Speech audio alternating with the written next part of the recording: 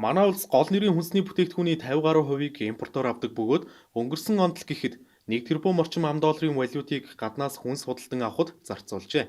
Тиймээс Монгол улсын ерөнхийлөгч Ухнагийн хүрэлцэх гол нэрийн 19 төрлийн хүнсний бүтээгдэхүүнийг ойрын 5 жилийн хугацаанд дотооддоо хангадаг болох зорилт бүхий хүнсний хангамж аюулгүй байдал үндэсний хөдөлгөөнийг улс орон даяар хэрэгжүүлэх санаачлаг гаргасан юм. Тус хөдөлгөөний нээлт өчигдөр буюу энэ сарын 2-нд Өвөрхангай аймгийн Арвахэр хотод боллоо. Үндэсний хөдөлгөөний нээлтэд хүнс хөдөө аж ахуй хөнгөн үйлдвэрийн яамны төрийн нарийн бичгийн дарга Жамбал Цэрэн, тус яамны хөнгөн үйлдвэрийн хөгжлийн бодлого зохицуулалтын газрын дарга Болор Чулуун, аймгийн засаг дарга Ишт Орж, аймгийн хөдөө аж ахуй хөнгөн үйлдвэрийн газрын дарга Цэдэн Балжир болон Өвөрхангай аймгийн иргэд баялаг бүтээгчдийн төлөөлөл оролцсон юм. Үндэсний хөдөлгөөний нээлтэд Монгол улсын ерөнхийлөгч мэдчилгээ илгээснийг хүнс хөдөө аж ахуй хөнгөн үйлдвэрийн яамны төрийн нарийн бичгийн дарга Жамбал Цэрэн уншиж сонирдууллаа.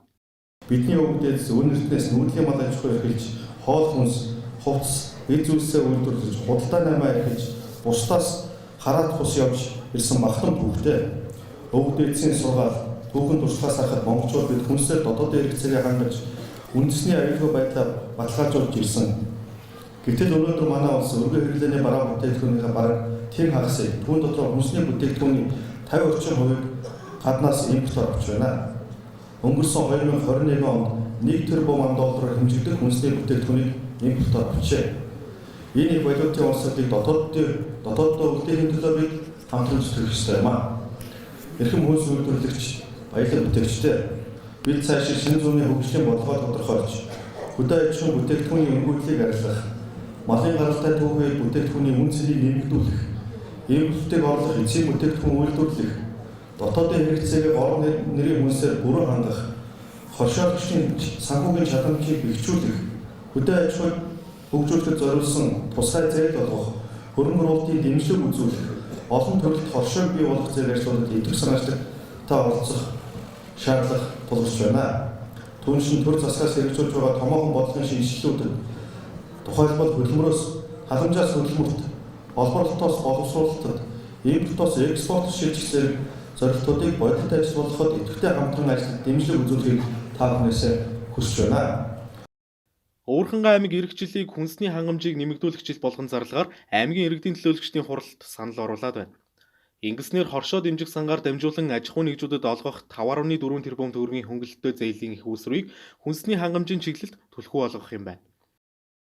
Мөн тус аймаг эх хонд нарийн ногооны хүлэмж агуулгах зойр байгуулах зэрэг дэд бүтцийн томоохон ажлыг хувийн хөвшилтэй хамтран гүйцэтгэхээр төлөвлөжээ. Гадаад руу бид нар валют орсон биш. Өөрсдөө одоо улсынхээ үйлдвэрлэлийг нэмэгдүүлээ. Хүнсний хангамж эрүүлэх аюулгүй бүтээгдэхүүнүүдийг бий болгоё гэдэг Монгол улсын сансан цаашлах үнэхээр цаг үеэ олсон мэдэрсэн энэ тулгымцсан асуудал болж урьж байгаа. Өвөрхангай аймагт 120 мянган хүнтэй. Тэгэхээр энэ бол нэлээд одоо баг зах зээл томоо зах зээл гэсэн. Тэр энэ 120 мянган хүний хүнсний аюулгүй байдал гэдэг их чухал. Яг энэ дээр бид нар урьдчилан сумдад бол ер нь өнгөрсөн 2 жил хугацаанд нэлээд олон зойр барьсан. За асал нөгөө нь л төмсөлсөн ногооны үнийг өсөхгүй байх, доктортой байх. Тэгээ эх жилээс одоо аймгийн иргэдэд урлаас жид болгон зорилт жил болгон зарладаг. Тэгэхээр 2023 оны бас өрхийн орлогыг нэмэгдүүлэх чиглэсэн хүнсний аюулгүй байдлыг чиглэсэн жил болгон зарлалтын мөсгийн бодолтой байна. Аймгийн засаг дарганы номинацаас иргэдийн дундаас санал асуулга явуулж байна. Иргэдээс харж байгаа санал асуулгаач гэсэн ер нь бол өргөн хэрэгээ хүнсний бараа бүтээгдэхүүн үн өсөж байна гэдэг зүйл ярьж байгаа.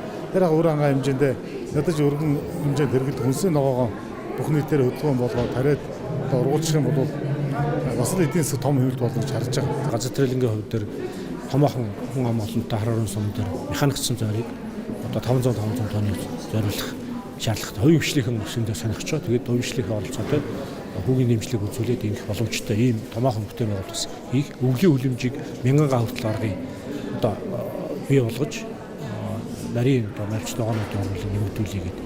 Энэ дээр бас хүмүүс санаачлаад эхэлсэн хандж байгаа.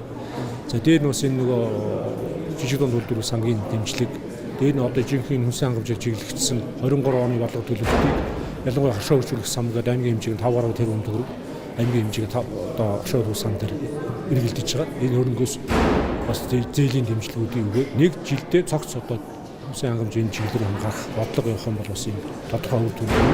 Манай аймаг бол бас тодорхой жил болгон зорилт жил болгодог. За энэ хүрээнд ч гэсэн бас бидний санал агуулж 3 оныхон төлөвлөлт үйл ажиллагаанд бас энэ үндэсний хангамж ерхий орлоготой холбоотой зорилтыг хэрэгжүүлэх бас юм санал авч санаачл гаргаж ажиллаж байгаа. Хүнсний хангамж аюулгүй байдал үндэсний хөдөлгөөний хүрээнд хэрэгжүүлэх ажлын төлөвлөгөөг Улсын хурлын энэ оны 36 дугаар тогтоолоор баталсан байна. Сүүлийн жилүүдэд уур амьсгалын өөрчлөлттэй холбоотойгоор дэлхийн улс орнууд хүлэмжийн тариалалтыг илүүд үзэх болсон тул манай улс жин салбарт онцгой анхаарч байгааг албаныхан тэмдэглэлээ. Үндсэндээ гол нэрийн 19 төрлийн хүнсний бүтээгдэхүүнээр дотоодынхаа хэрэгцээгээ 100% хангая гэж энэ хөтөлбөрийн гол зорилго явж байгаа. Ойрын 5 жилийн хугацаанд. За тухайлбал одоо юу гэдэг нь төмөс хүнсний ногоо, за төмөс мах, малын мах, гурилаар бол бид нар дотоодынхаа хэрэгцээг 100% хангаж байна. За бусад 16 нэр төрлийн одоо хүнсний бүтээгдэхүүн нь харилцан адилхан байх чинь. Тухайлбал одоо өндөг гэхэд бид нар нэг дотоодынхаа хэрэгцээг нэг 50% хангаж байна. За хүнсний ногоо одоо ил талбайн таримлаар бол бид нар дотоодынхаа хэрэгцээг 70 орчим хувьтай хангаж байгаа жишээтэй. За бусад бүтээгдэхүүн гэдээ аваад үзэхээр хүнсний нарийн ногоо ялангуяа одоо навчит ногооны төрлийн ургамал бол одоо бид нар 75% нь одоо импортын хамааралтай байна. За ургамлын тос, цагаан будаа, элсэн чихэр гэх юм бол бараг одоо 100% импортын хамааралтай байх жишээтэй. Тэгэхээр ойрын 5 жилдээ дотоодынхоо хэрэгцээг эдгээр бүтээгдэхүүнээр 100% дотоодоо хангах бодлого зорилтыг дэвшүүлж байгаа. Энэ хүрээндээ одоо өвлийн хөлөмжийн аж ахуйг хөгжүүлэх, хүнсний ногооны агуулгах зорийн хүртээмжийг нэмэгдүүлэх. За одоо дахиад шувуу гэдэг юм уу одоо туслах аж ахуйг одоо нэмэгдүүлэх. За ургамлын тосны үйлдвэрлэлийг нэмэгдүүлэх, ургамлын тосны одоо тариалтыг, тосны ургамлын тариалтыг одоо нэмэгдүүлэх. Эдгээр ажлууд бол тусгагдсан. Нэлээд тийм цогц үйл ажиллагаа гэж хэлж болно. Манай улс 90 га хүлэмжийн аж ахуйтай бөгөөд үүний 30 орчим гаан дөрвөн улирлынх юм байна. Эдгээрээс манай улс нарийн ногооны хэрэгцээнийхээ 4/1-ийг л хангадаг байна. Энэ төрлийн ногоог дотоодоос бүрэн хангахын тулд нэмж 4 улирлын 50 га хүлэмж байгуулах шаардлагатай аж. 50 гагийн хүлэмжид бол өвлийн хүлэмжүүд бол өөрөө хөрөнгө оруулалтын зардал өндөртэй. За цаашлаад ашиглалтын зардал бас тийм бага биш. Тийм учраас төдийлөн одоо аж ахуйн нэгжүүд бол бас энийг өөрийнхөө хөрөнгө оруулалтаар аваа явж чадахгүй байхгүй. Тэгээ төр засгийн оролцоо заашгүй байх шээ. Бусад улсуудын жишгийг харахад ч гэсэн заавал төрийн дэмжлэг орж яваад байна. Тэгэхээр энэ төрийн дэмжлэг гэдэг бол нөгөө хөнгөлтийн хөөсөр урт хугацаатай хөнгөлтийн зээлийн хөөсрийг шийдэх хөл ийм асуудал байна. Тэгэд энэ дээр аж ахуйн нэгжүүд өөрсдөө оролцоо байна гэсэн. Тэгээ ийм байдлаар бол бид нар хүлэмжтэй нэлээд онцгой анхаарч байгаа. Яг 50 га хүлэмж одоо нэг дор барьж байгуулахгүй мэхэд бид нар эхний ээлжинд ядаж 10 га хүлэмж, би 20 га хүлэмж 5 гагаар 4 байршил тийм ээ. Ингээд цаашлаад одоо тэрний амжилттай болохоор цаашаа дахиад явах. Ийм байдлаар одоо зохион байгуулах хэрэгжилж байгаа. Энэ хөтөлбөрийн дээр түрүүн би хийсэн нийт 116 үйл ажиллагааг хэрэгжүүлэхээр байгаа. Тэгэхээр маш тийм нарийн заалтууд орцсон байж байгаа. Тэгэхээр бол газар тариалангийн салбарын чиглэлд бол яг ийм арга хэмжээг хэрэгжүүлэх. Тухайлх юм бол өвлийн хүлэмжийн хэмжээг 50 гагаар нэмэгдүүлэх. Хүнсний ногооны агуулгын хэмжээг 55,000 тонноор нэмэгдүүлнэ гэдэг. Мал аж ахуйн салбар чиглэлээ мал салбарт гэхэд одоо махны чиглэлийн цэвэр 50,000 толгой өхрийн аж ахуйг бий болгон, сүүний чиглэлийн 50,000 толгой өхрийн аж ахуйг бий болгох гэх мэтчлэн гэдэг. Хүнсний босруулах үйлдвэр гэхэл одоо дотооддоо чихрийн манжин дараал сахарын үйлдвэрийг байгуулна тий. Дээрээс нь одоо ингээд шингэн сүг, хөөрэй сүг болгодог үйлдвэрийг нэмж байгуулна, шинээр байгуулна гэдэг.